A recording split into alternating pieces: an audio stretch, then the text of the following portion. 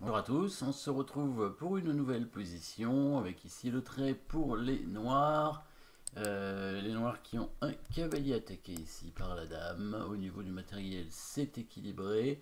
Dame, deux tours, deux cavaliers entre dame, deux tours, fou et cavalier, même nombre de pions. Donc ce cavalier est attaqué et on voit dans cette position quand même la disparition du fou de case noire des blancs. Et c'est important quand même parce que dans une position avec des pions bloqués sur case blanche ici au centre, ça veut dire que les cases noires sont faibles.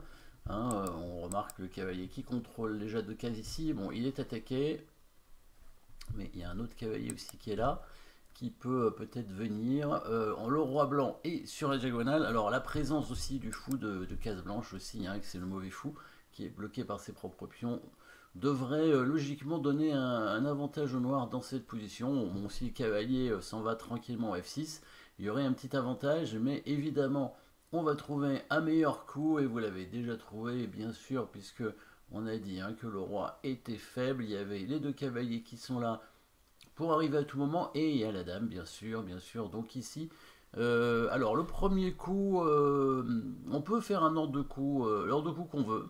Voilà, l'ordre de coup qu'on veut. Donc le premier coup, évidemment, est important, mais il y en a deux différents, puisque on peut choisir un ordre de coup ou un autre. Ça revient au même, on va gagner à peu près la même chose. Donc on va évidemment jouer pour des coups forcés. Alors, pas d'échec, pas de menace de mat, attaque de la dame si on veut, mais pas vraiment une attaque de la dame, en tout cas pas direct, mais c'est vrai que c'est une menace de gagner la dame, finalement. Menace de gagner la dame, tout simplement grâce à l'attaque sur le roi, l'attaque à la découverte. Donc deux options, la dame qui se met directement derrière le cavalier pour faire l'attaque à la découverte, menaçant des échecs et à la fin le gain de la dame, voire le mat même.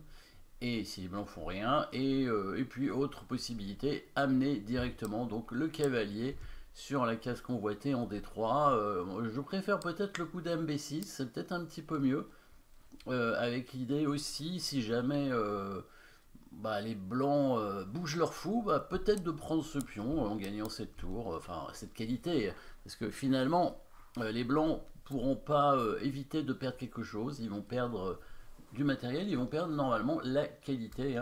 Alors là, ils vont se faire mater si jamais ils prennent ce cavalier, bien sûr, avec l'échec à la découverte ici. Le roi, s'il vient en F1, il se fait mater directement. S'il vient en H1, le cavalier vient en F2, et on ne va pas se contenter de la dame, évidemment, on pourrait la prendre. On a bien sûr le mat à l'étouffer avec cavalier H3 et la dame qui vient en G1. Donc ça, c'est un thème très classique qu'il faut évidemment bien connaître pour pouvoir le refaire en partie. Euh, Si les blancs tentent d'enlever leur roi, ça va pas changer grand chose. Le cavalier va quand même arriver en D3, menaçant de venir en F2. Ils sont imprenables, les cavaliers, toujours à cause du mat ou du gain de la dame. Du coup, il va être obligé de jouer son fou pour libérer une case. On va simplement prendre la tour et revenir avec le cavalier tranquillement. Oui, c'est le plus simple. Oui, le cavalier étant attaqué deux fois maintenant, voilà. La partie continue, mais évidemment, les noirs qui avaient déjà l'avantage au départ ont gagné une qualité. Donc, qu'est-ce qu'ils pourraient faire par la suite? Peut-être avancer ce pion pour essayer d'affaiblir un petit peu, ou bien simplement mettre la dame ici pour avoir une attaque sur ce pion non protégé. Les noirs qui vont chercher probablement à échanger des pions pour ouvrir les colonnes des tours, et ils devront y arriver sans trop de problèmes avec ce fou qui est bloqué par ses propres pions.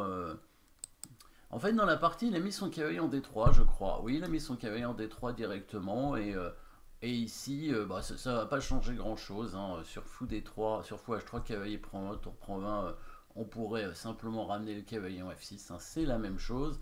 Apparemment, il aurait pris le cavalier avec les blancs, mais bon, là, c'est un peu coopératif, parce qu'évidemment, après cet échec, le cavalier vient en F2, déjà, il pourrait prendre la dame, mais bien sûr, il y a eu ce mat, évidemment. Mais bon, la bonne suite hein, pour les blancs aurait été de toute façon de donner la quiété, que ce soit sur le coup KD3 ou sur le coup Dame B6. Hein. Dans les deux cas, on ne pouvait pas gagner mieux que ça, normalement, si les blancs font attention, évidemment.